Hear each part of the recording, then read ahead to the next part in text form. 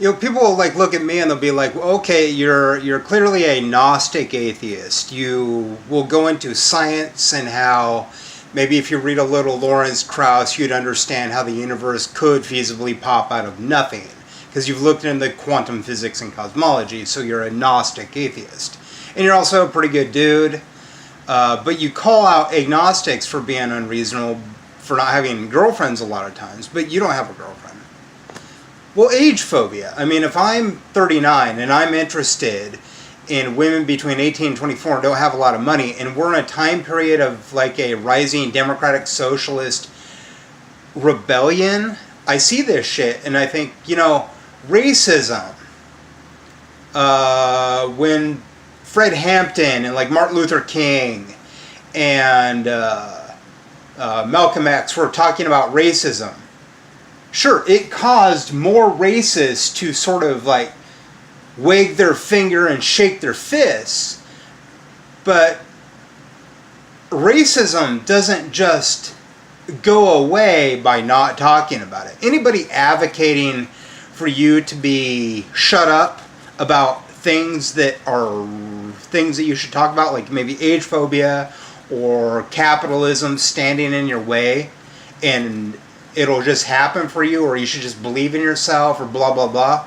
They don't really understand science, because the more you talk about the negative shit, you're going to draw the negative shit in, but you're also eventually going to find the positive people that agree with you and that will help you on your way. That's how we fought racism, Bernie would say. That's how Martin Luther King's grandchildren would say, that's how racism was fought. You talk about it and it does attract the bad people, but then eventually the good people start coming around and agreeing with you. So I'm just going to talk about age phobia and capitalism, and I'll also talk about how telomeres in an older male will make your baby have stronger DNA if the dude that you fucked and have a breed with is between 40 and 55. I got proof of this. Why would I say this if I didn't have proof of this? See, that's the silly thing. It's like they'll be like, well, then yeah. And I'll be like, well, I have proof of this. And they'll be like, well, not everybody will like you. Since when did I want to date 3.85 billion women? I'm trying to convince one girl. It doesn't matter who that girl is. It's just like the girl that I would want to date in that situation.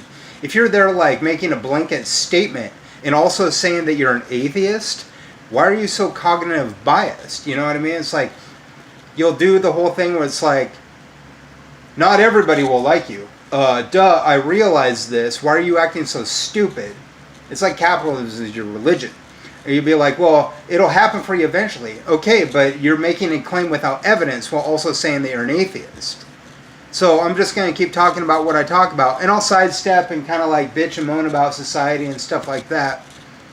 But if you're there downvoting my posts, I can play the videos in public and I'll get the reaction that I need, which is usually a laugh. I can't prove that because I don't have 2 cell phones.